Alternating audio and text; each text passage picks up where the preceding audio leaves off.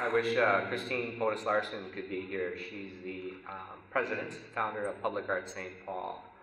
And the University Avenue project was a 4-year project. I didn't live along University Avenue, but I've lived in St. Paul for quite a while, living in Lower Town. And so after my Lake Street project in 2000 along Lake Street, I decided to back up. Hold on. So Christine Potus Larson, we were working together, and she asked if I would consider doing a project along University Avenue. And University Avenue really is a microcosm of who we are and what we are becoming. So photographing the neighborhoods connected on University Avenue from the state capitol to where it starts just west of 280, and spent 4 years on this project, photographing really thousands of people who work, live, worship, go to school, shop, and play in the neighborhoods along University Avenue. And really it reflects America, and trying to photograph everyday life in people's homes and along the avenue and in the different businesses. So we installed hundreds of photographs along University Avenue, and there's a photograph, my photograph of, let me back up a second. Yeah, my photograph of a boy looking out the window, and then me taking a picture of the photograph, and there's a boy looking out the window. And so we installed photographs in hundreds of photographs in businesses along University Avenue. There was no explanation or didactics. My name wasn't anywhere, only on the across from Walmart, where we had a projection site. So it was really up to viewers to decide for themselves what it is that they were looking at. And of course, there are already thousands of images that exist still along University Avenue, but how many of these are advertising images? And of all the images that we see on a daily basis, how many of those images, idealized images, reflect all of the people looking at them? So really trying to reflect everyday life.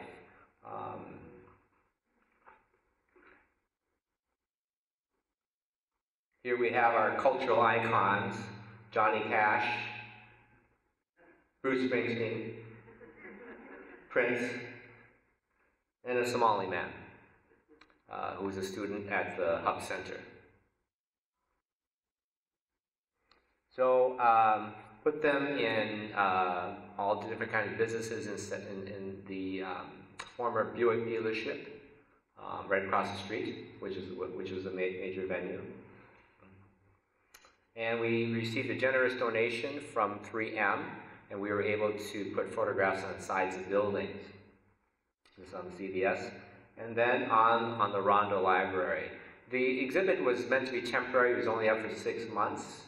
All the photographs were taken down. It was from May 1st to October 31st last year. And so this is the only photograph that remains. But the centerpiece of the exhibit was a giant slideshow, kind of like a drive-in movie, across from Walmart, a former used car dealership that we converted into a communal space. And we installed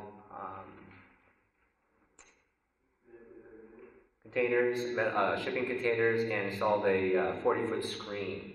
And once a month we had a cabaret with live music. And next slide. And then every Wednesday we facilitate a discussion. We called it Wednesdays with Wing, and had probably over 6,000 people who experienced this slideshow accompanied by music from 40 musicians. For 5 nights a week we had a slideshow. And so it was great to photograph someone and say that I am a professional photographer, I'm doing a community photography project, can I take a picture? A lot of people say no, but a lot of people say yes. Every once in a while someone will call the police. Okay, there's a stranger in the neighborhood. But a lot of people say yes.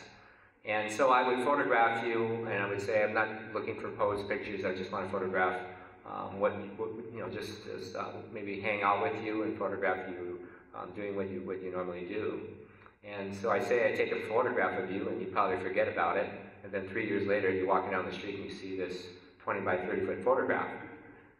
So the photograph that was on the Rondo Library, I photographed, maybe just back up for one on the Rondo. Right there. So I photographed, I was sitting in a restaurant, and I saw father and his young daughter walking by, and it was probably one of the coldest days of the year. And I'm photographing all the time, but I'm having my lunch. I'm trying to decide whether I really want to go out and photograph them. And so I ran out there and photographed them, gave them my card, gave them some information, and but didn't see them again. And the exhibition happened, and about 2 months ago I got a call from this man. And it was great to talk to him. And he talked about how much it meant to him to have this photograph. And so I ended up getting together with him and giving him copies of the photographs. So, it's great to be here and be part of this celebration and having these 3 stops. And a lot of people would ask me all these questions about light rail, and said, this project is not really associated with light rail. It's really the last document of what life was like along the avenue, since no one really knows what's going to happen. And so it's just wonderful to be a part of what you're doing here. And really this is a celebration of the presence of University Avenue and a celebration of what it's going to be. So thank you very much.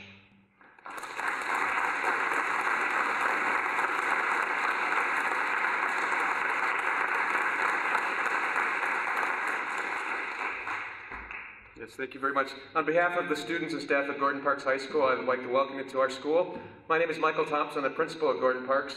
We're very pleased that we can host this event tonight. I'm very happy that the school district turned the heat on for us. So, because it's very cold on the weekends around here. So, since I'm a principal and I have a captive audience, I need to take 1 minute to tell you a couple things about our school. We're the St. Paul Public Schools Alternative Learning High School. We have students who come here to get on track to graduate, get on back track to graduate. And we have a total of 700 students pass through our doors every day between 7:30 in the morning and 9 at night. So we're very busy. We have three different programs going on all the time. One of the things we've been trying to do in the last couple of years is we've been trying to live up to 2 things. Live up to the legacy of Gordon Parks and live up to our name as an alternative high school, so that we're not just doing the same thing only in smaller groups. And one of the ways that we're working, it was very much related to the work that you all have done, and the reason that you're here tonight is we talk to each other all the time about the idea that the community is our curriculum. We want our students to know what's going on in their world around them immediately, as well as the wider world. And so we're working really hard, and many of you know this because I've been talking to you a lot about different things, to build really strong community partnerships. It's a part of our superintendent's goal anyway, to build strong schools and strong communities. We're really, really in the heart of that here. Thank you. Welcome to Gordon Parks High School, and have a great evening. Professor Levy-Pounds is going to bring us through this now. Thank you.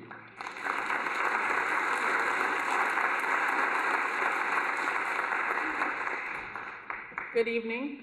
It's a pleasure to be here. My name is Nekima Levy-Pounds, and I'm a law professor at the University of St. Thomas School of Law.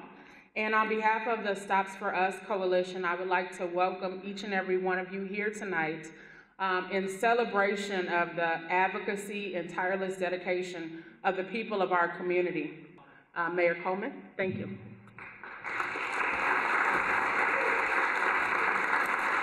Thanks, Professor. Good evening, everyone. It is exceptionally great to be here to think about this and to have our representatives from the Environmental Protection Agency that have recognized that. This was a challenge. This was a really difficult battle that we fought, because every time that we asked for additional stops on the avenue, every time that we asked for some additional things, we were told there is a formula. And the formula was kind of like the Wizard of Oz, you know, it was just this great powerful thing that you couldn't challenge no matter what. But just like Dorothy and the Wizard of Oz, the power was always within us to raise our voices up, to be heard, to have that message delivered to Washington, to have the support of our congressional delegation, of our senators, of our legislators, of our representatives, of our council members, everyone that stood with all of you as members of the community and said, this is just simply justice. This is about service. This is about making sure that all of us along this corridor are served well. I don't think I have to tell too many of you how important University Avenue is to me. My parents grew up, my mom on University Avenue, my dad never more than 3 or 4 blocks away from University Avenue. I lived for almost a decade, four blocks away from University Avenue, took that 16 bus back and forth from Victoria and University to downtown Minneapolis for 4 years. And so, you know, it is such an amazing thing to see this transformation. But such a great thing to see the work that has been done this last year, while always keeping in mind that this transit line, this light rail line, will actually serve the people that most need and are most dependent upon the transit service. So I am grateful here that the federal government has recognized our efforts. I remember that day when Secretary LaHood stood there and announced that they were changing the federal formula across the country because of the voices that were raised here in the city of St. Paul. It is true that you can move mountains, and I think that this is an example.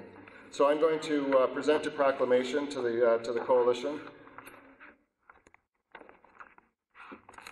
There will be multiple copies. I only brought one though tonight. We'll make sure you get them all. But I'll tell you what. I have an extra copy one with a little bit larger print. So, whereas the U.S. Environmental Protection Agency has recognized the Stops for Us Coalition for its collaborative work to ensure that the Central Corridor Light Rail Line will serve the mixed-income, ethnically diverse neighborhoods at the eastern end of University Avenue in St. Paul. Whereas Stops for Us Coalition research and analysis persuaded the Federal Transit Administration that stations were needed at Hamlin Avenue, Victoria Street, and Western Avenue in order to provide equitable benefits for environmental justice communities along University Avenue. Whereas Secretary of Transportation Ray LaHood changed the federal funding formula for the New Starts program to allow the 3 missing stations to be included in the Central Corridor project. Whereas this change will help ensure that environmental justice communities throughout the United States receive equal benefits from future transit projects. Whereas the work of the Stops for Us Coalition provides an example of community organizing that will serve as a model for transitways through the Twin Cities region and the nation. And whereas work continues in order to ensure that everyone, including low-income residents and people of color, can reap the benefits of the light rail transit line as they live, do business, build wealth, and thrive in their neighborhoods along the Central Corridor. Now therefore, I, Christopher Coleman, Mayor of St. Paul, do hereby proclaim Sunday, September 11th, 2011, I'm going to stop there for a second because then usually you guys applaud and then I leave. Before I officially declare it, I just want to say, we fought a victory, or we won a victory. We fought a fight for the people of St. Paul. But as this proclamation says, people across this country will look back and say, thanks to all of you who raised voices and demanded that transit serve transit-dependent people. That's a real simple message, but it's incredible, and that's why I declare today, December 11th, to be Stops for Us Environmental Justice Day in the city of St. Paul. Congratulations.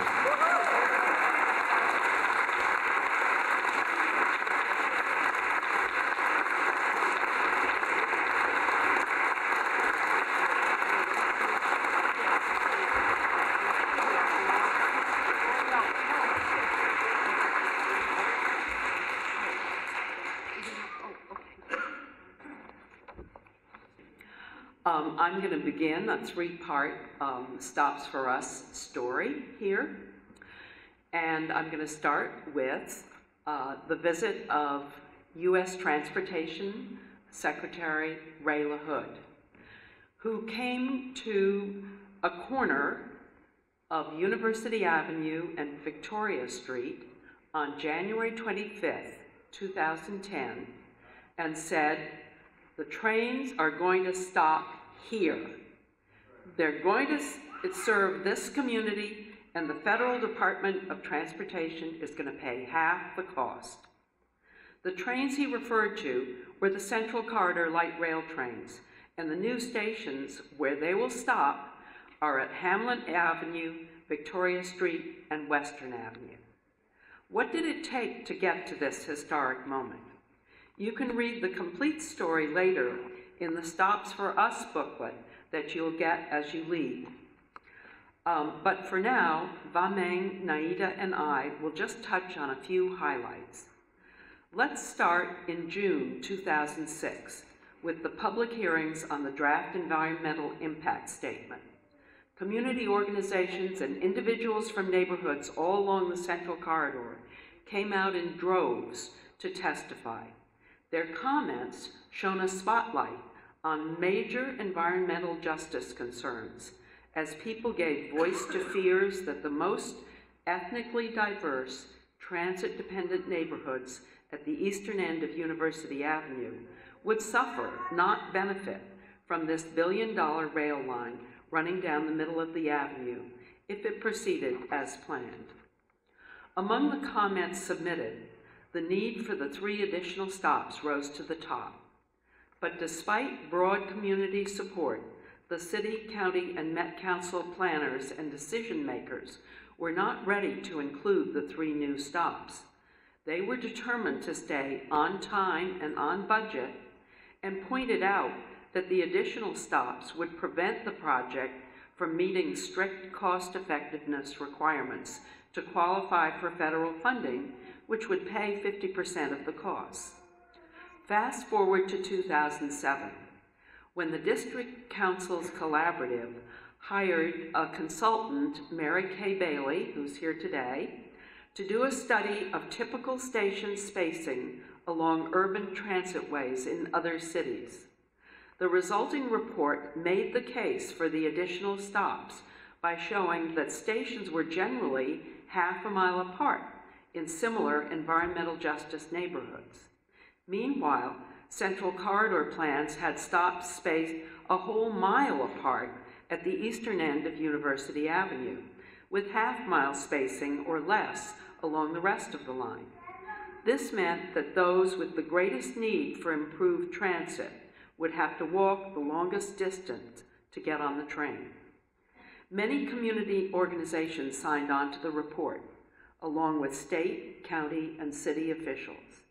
After it was presented to the Met Council, they too acknowledged the validity of the findings, but still said the 3 stations must wait, since they would make the project ineligible for federal funding.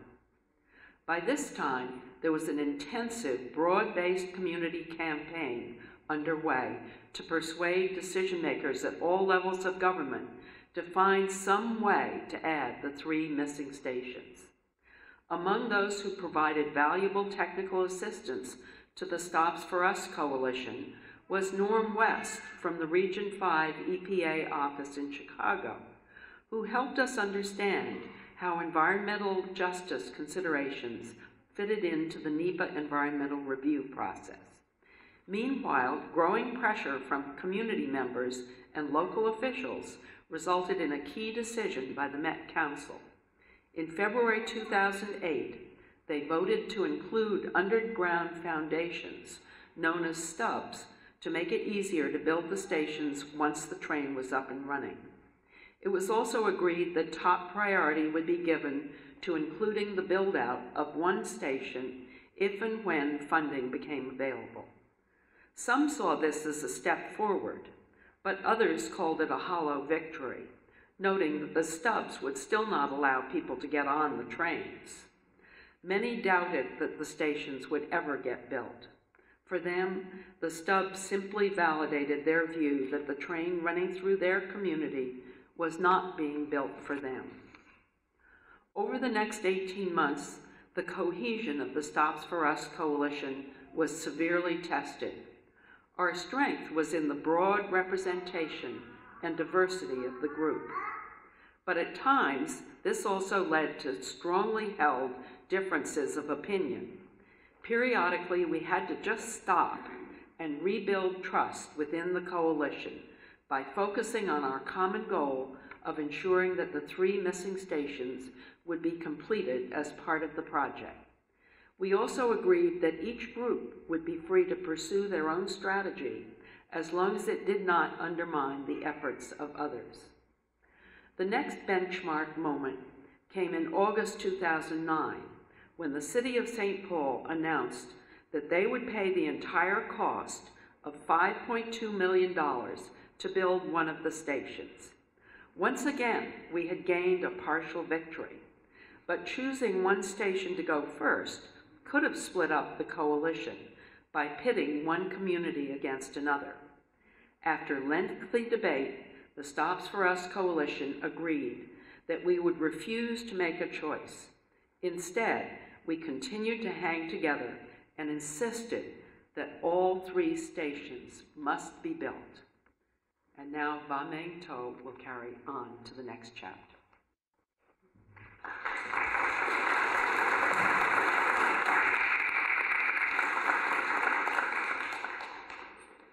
My portion of the story picks up in 2009 when members of the coalition attended Revolution in Boston, and it was one of the turning points in winning the 3 stations.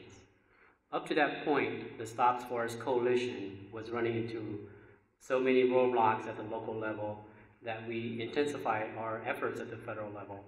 The coalition knew that to make further progress to build all 3 stations, it was important for the FTA to hear directly from the community.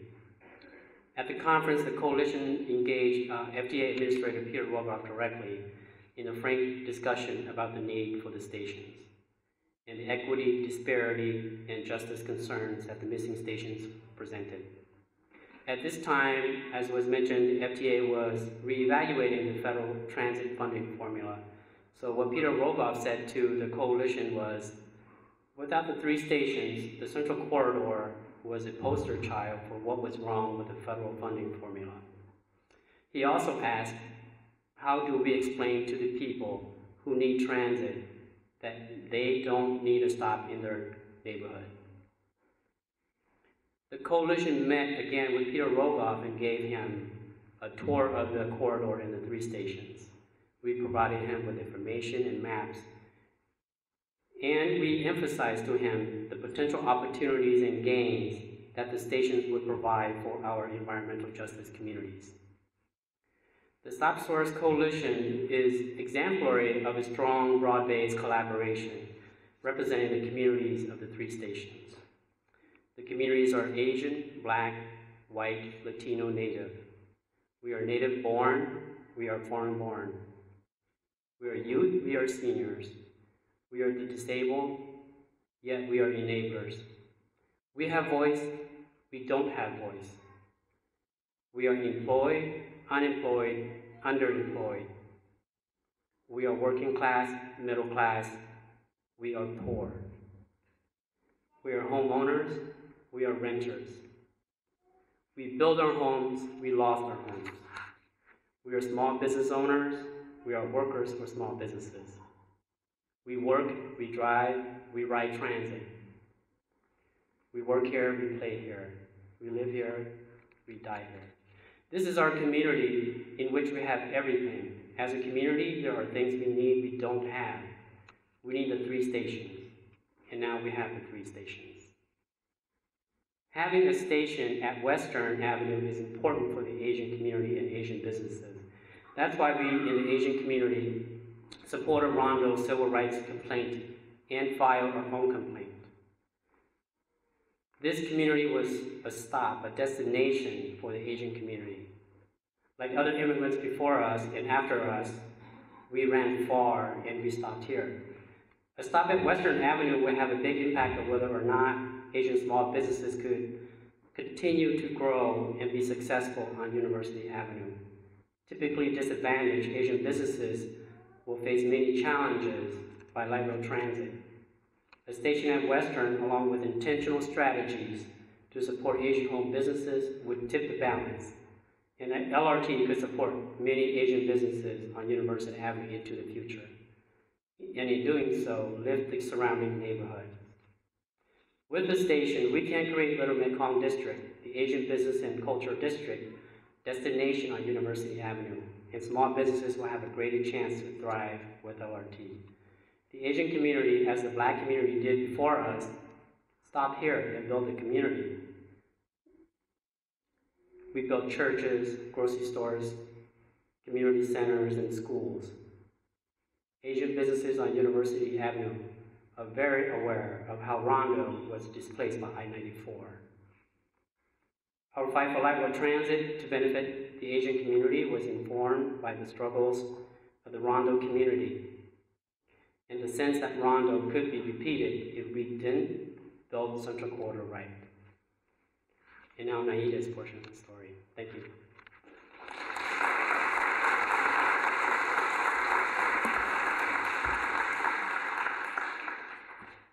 Hotep, peace be unto you.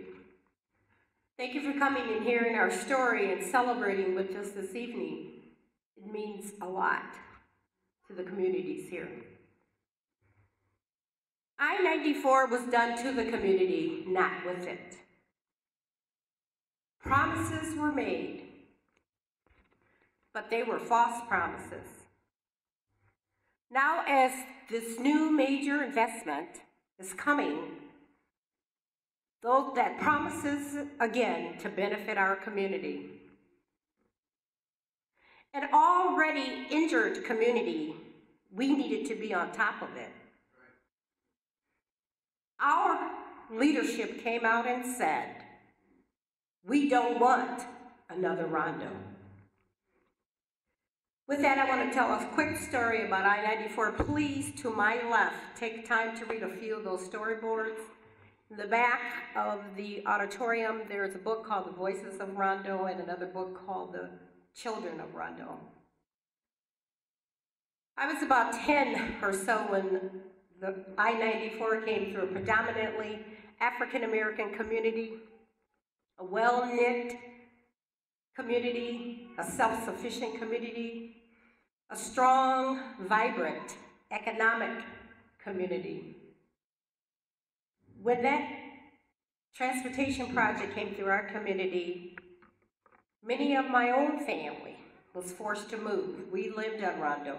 In fact, I grew up on Rondo and Dale. If those of you that are here know that area, that's where I grew up. My uncles, my aunts, my grandmother, my mother, their families had to move. My grandfather's business, he worked on the railroad. He was a certified electrician, but because he was African American, couldn't get a job in his trade and in his field. So he opened up that little fix-it shop, hoping to take care of his family. But then I-94 came, and he no longer could do that. Over 600 homes and businesses were destroyed or taken down for I-94. So with that, facing another major development, transportation development project, it's very, very important to this community that we be aware of the impacts of another major transportation project. For us, equity. What does the stops mean? It means equity. It means justice. It means promises this time need to be kept. It means this time it will be done with us, not without us. And the stops is a story that is exemplary of that. What do these stops mean to us? Mean to this community? Mean to the African American community? It means Miss Pat. I see she's gone. But one of our seniors, with the stops being a mile apart, now she doesn't have to walk so far to get to the light rail to take transit. They say that we are the most dependent upon public transportation. So doesn't it make good sense that they stop where we can access transit. Then there's the purpose of economic benefits, that at the stops, that's where the most economic development is going to happen. So isn't it equitable that communities of color, communities economically challenged, should benefit from that, benefit from those promises? So it's extremely, extremely important to be standing here today celebrating the addition of 3 stops. Because prior to that, our community, folk were going to zoom by. Now they will stop. Now our businesses will have a chance to thrive, to grow, and really actually benefit from this $1 million investment. That's what those 3 stops mean to us in this community. And lastly, they also mean that, as the mayor talked about, voices. Our voices were heard. It means things can get done when you don't give up and you work together. Harambe, let's all pull together.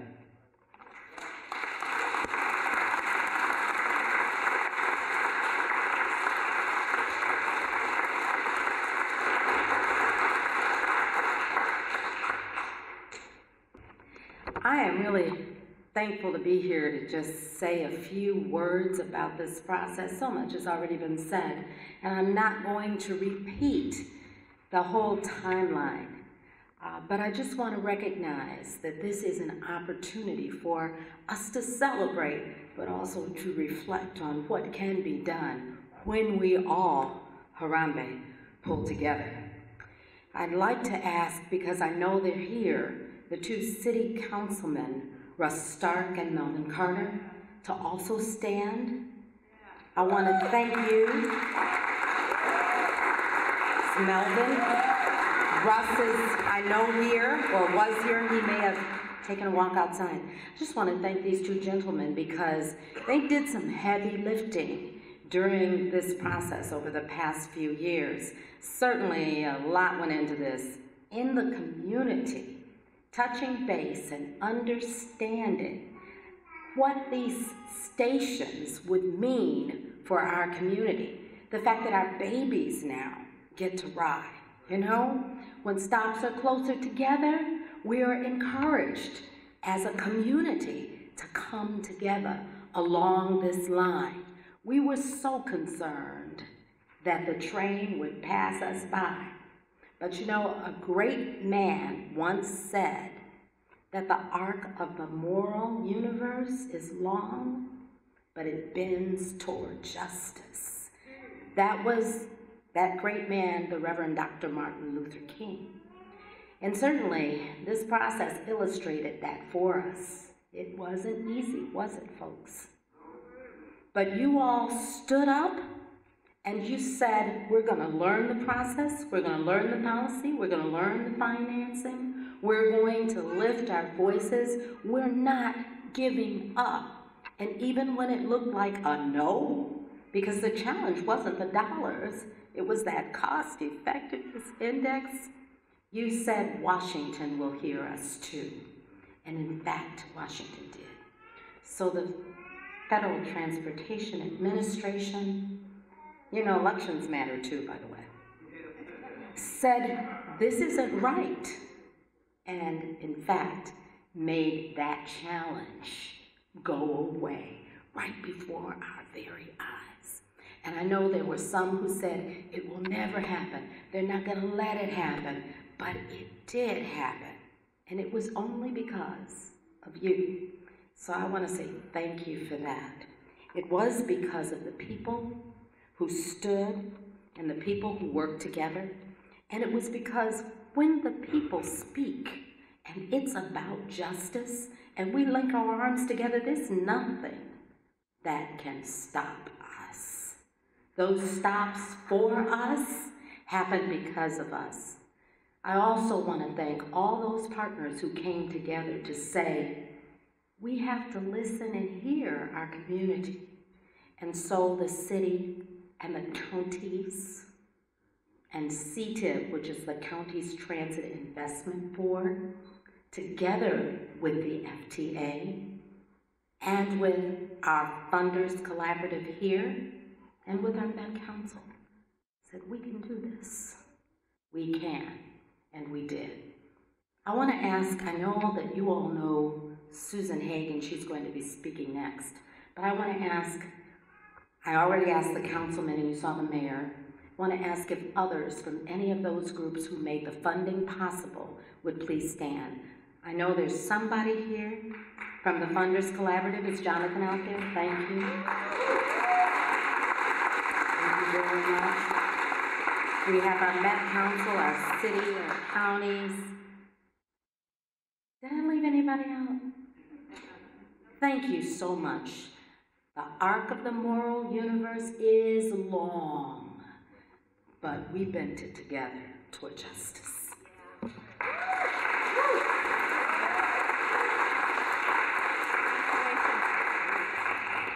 Well, congratulations to everyone in this room. I feel like I am so late to this party. That everyone here has created this vibrant, healthy, strong community that stands up for itself and what it needs.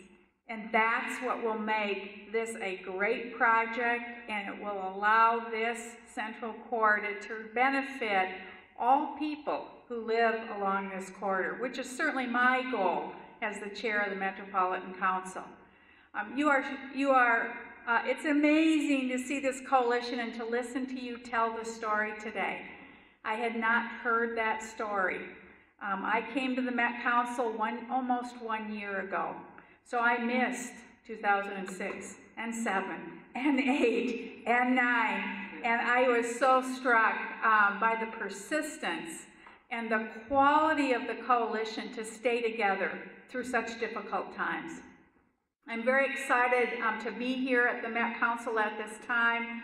I know that we are going to be beginning construction on this part of the line next spring, and we want to work with you. I want to give a shout out to the Met Council staff who have been doing the incredible work of being out in the community every single day during the building this last year. And it's tough.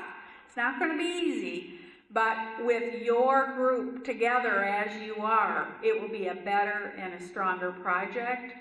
I want to give a real shout out to Robin Kaufman. I don't know if Robin is still here. She leads our community outreach work for the Central Corridor Project Office, and we're excited to begin construction on your stops. Your stops are going to be under construction next year. And it's going to be terrific. One of the things that we're working on with the Central Corridor is a great effort to take what we've learned here and do community engagement the right way for the Southwest LRT project, for the Botno corridor, for the Gateway corridor, and the work that you have done in creating the Stops for Us coalition is informing how we will do community engagement throughout this region. So thank you for that as well. Thank you and congratulations, and I'm proud to be late to the party when all the hard work has been done by you to get these 3 stops in, so thank you for that.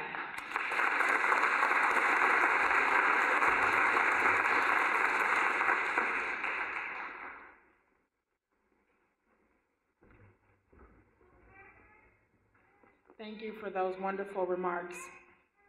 For the next phase of our program, it's my privilege to welcome up Mr. Alan Walts, who's the Deputy Division Director and Environmental Justice Program Manager of the EPA out of the Chicago office. Let's welcome Alan. Thank you.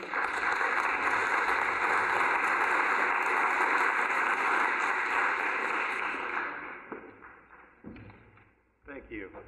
It's wonderful to be here. I really appreciate getting to hear all of these great stories, to feel the spirit here. Amazing group of folks and amazing things that you've accomplished. It's my honor and pleasure to introduce Lisa Garcia. She joined EPA in January 2010, and she serves as the Administrator's Senior Advisor on Environmental Justice. As part of that work, she's bringing a new level of attention to integrating environmental justice into all of our programs and to the work that we do. Before she joined us at EPA, she served as the Chief Advocate for Environmental Justice and Equity at the New York State Department of Environmental Conservation. And before that, she served as an Assistant Attorney General for the New York State Attorney General. It's my honor to present Lisa Garcia.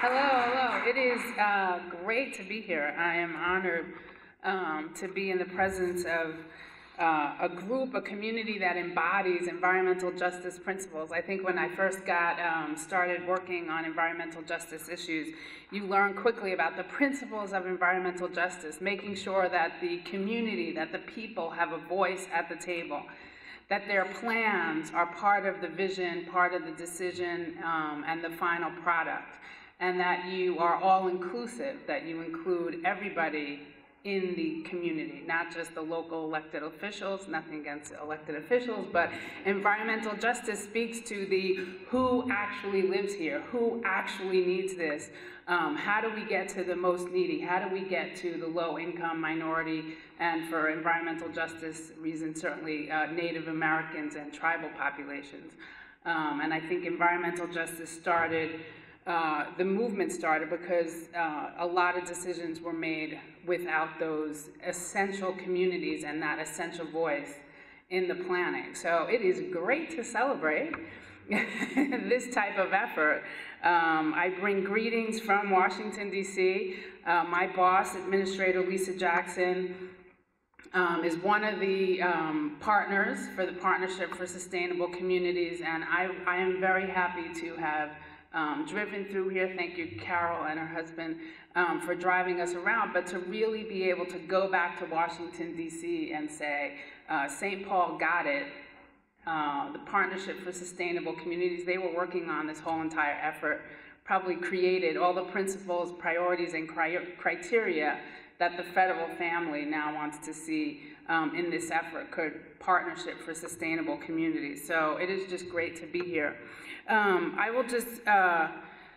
I just wanted to mention that the administrator did make environmental justice a priority when she came in 2009, and I am proud to serve on her team to really elevate the work that goes on in communities. And like I said, or like I've learned, this has been going on for years and years and years here in St. Paul, the effort to come together, to work together, to get through those cultural, traditional, other barriers, to realize we're all one community, we all need access to University Avenue, and this central corridor is going to be essential for all of us. And so let's leave whatever issues we have at home and really work together to bring this about. So I know that the administrator would really like to be here and like to thank you for all this effort.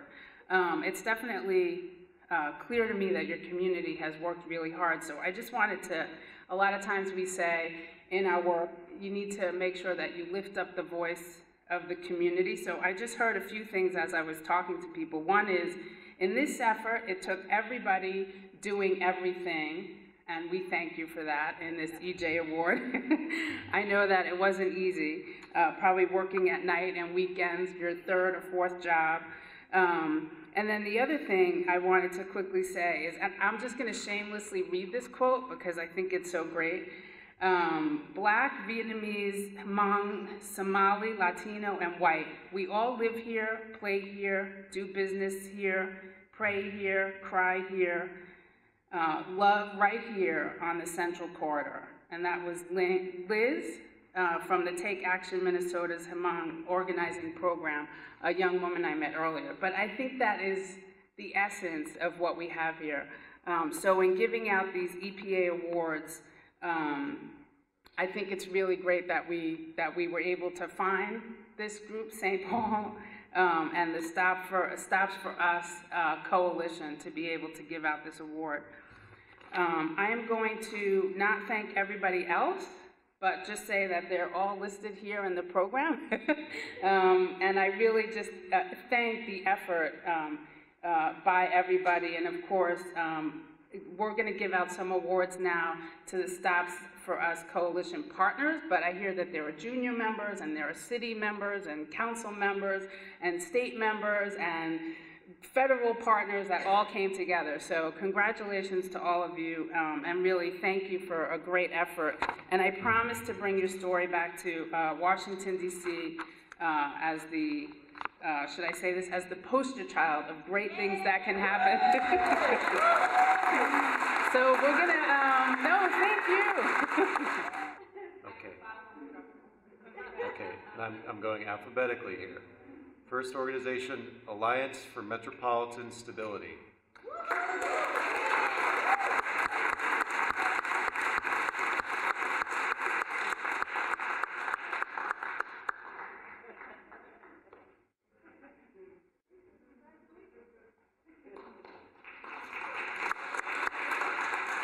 Okay, the Asian Economic Development Association.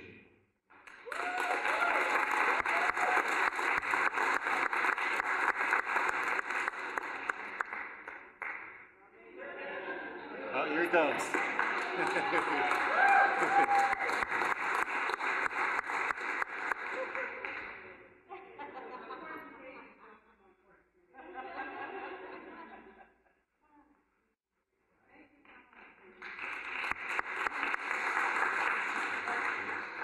The Aurora St. Anthony Neighborhood Development Corporation.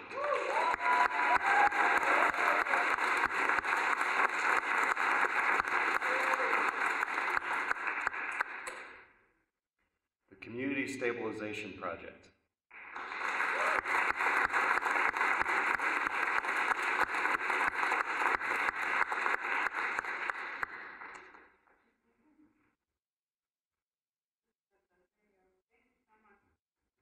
The District Council's Collaborative of St. Paul and Minneapolis.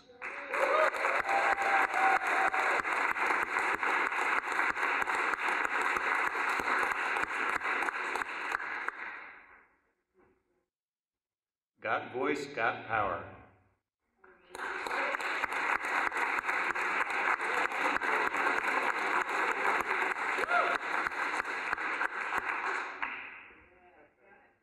Isaiah.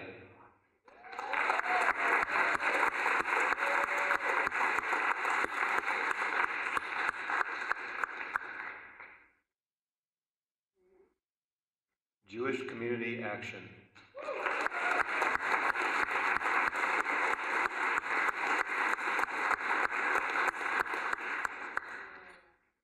Minnesota Center for Environmental Advocacy.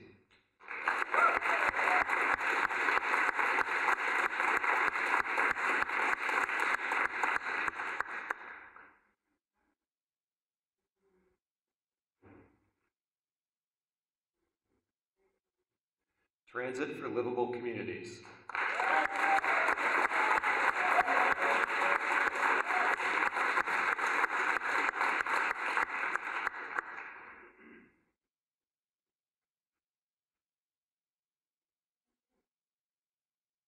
UFCW Local 789.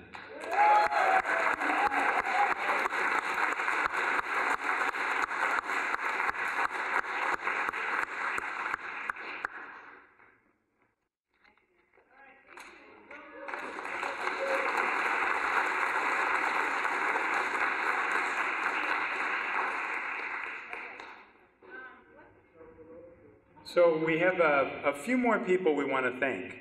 I'm Vic Rosenthal. I'm the Executive Director of Jewish Community Action, and one of the folks who's been involved with this amazing coalition now from the beginning. How many remember the phrase, on budget, on time? Anybody remember that?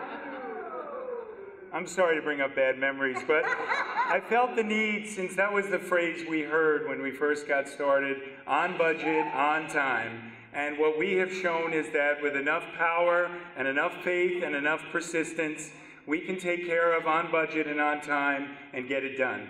And we still have a lot of work to do. So this is a huge victory, and we know how important this victory is, but we know that we have a lot of work still to be done to create the kind of justice and equity that we want in our community. And so we've shown that with the power and the faith in each other and the persistence and the work together, what we can accomplish, what we've seen tonight. And hopefully that will carry us forward to realize that we have to stay with this to continue to strive for the remaining get over the remaining obstacles and achieve the equity that we want in our community.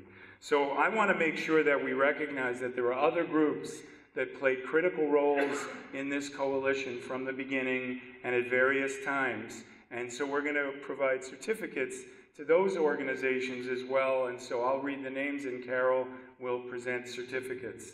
The Housing Preservation Project.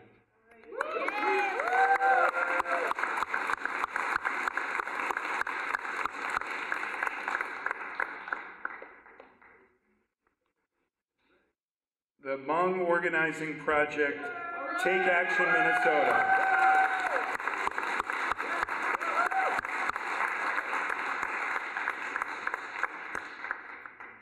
Just Equity.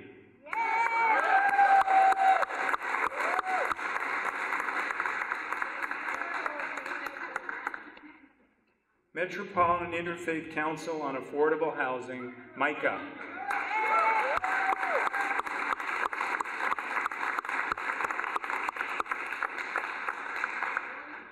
Model Cities.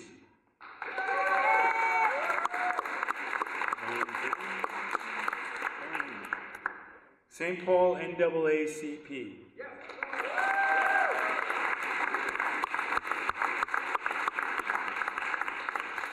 University United.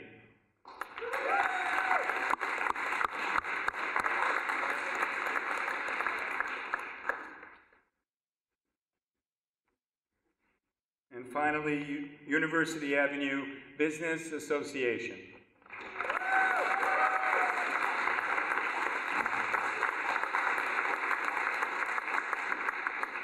Thank you to all. Let's give all of our people that we've recognized another round of applause.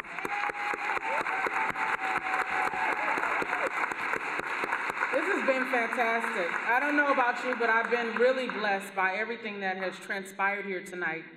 And now it is my privilege to bring up Ms. Nieeta Presley, who's the Executive Director of Aurora St. Anthony Neighborhood Development Corporation. In my work at St. Thomas, I actually spent a lot of time at Aurora St. Anthony, and there is a quote that Nieeta and her staff have placed on the wall by Margaret Mead, and it says, "Never underestimate the power of a small group of citizens to change the world. Indeed, it's the only thing that ever really has." And so that quote embodies everything that's taken place here tonight, the power of a small group of citizens to change the world. And I don't know about you, but I'm motivated to keep standing and pressing for justice. So I'm going to ask Nieeta to come up and close out the program. Let's welcome her. Thank you. Well, I don't know about y'all, but I'm pretty pumped. They said I get to have the last word, but I really don't. But I'm going to bring the last word. What I wanted to say, we've done some really challenging things. We pushed the envelope when it was very hard. We took risk that scared some of us. But as Nekima said, we got to do what we got to do. It takes a small group to make it all happen. So is our work done? I can't hear you. We still got things to do. We're still working on preventing displacement. We're still working on maintaining and expanding the affordable housing. We are still working on employment opportunities. We are working on small business retention. And guess what? Last but not least, we are still working on transit services plans. Now, how are we going to get it all done? Harambe. What does that mean? Let's all pull together. Now with that, I want my team to come on up here, if you can gather up here behind me, and I want everybody in the audience to stand up. But for the people who currently live around University Avenue, what happens next is urgent. They want to make sure they continue to live, do business, build wealth, and thrive in their neighborhoods. Now, the members of the coalition agree it's the time to ensure that everyone, including low-income communities and people of color, can reap the benefits of this major public investment. Members of the coalition and the greater community are committed to continuing their advocacy to ensure that this major public investment works for everyone, to the benefit of the local communities and to the entire region. You heard the program called God Voice, God Power. We started this program. It was actually an initiative that got grandfathered into our organization called God Voice, God Power. In our community, it said that it didn't say we had the lowest voter turnout rate in the city. So the two district councils, District 8, District 7, my organization, and Wilder Foundation, their leadership program, got together and we said we are going to intentionally change those dynamics. And so we formed God Voice, God Power. So we don't go nowhere without saying our mantra, especially when we're talking about voice and we're talking about power. So when I say God Voice, I want you to say God Power. We're going to do that 3 times. All right? God Voice! God Voice!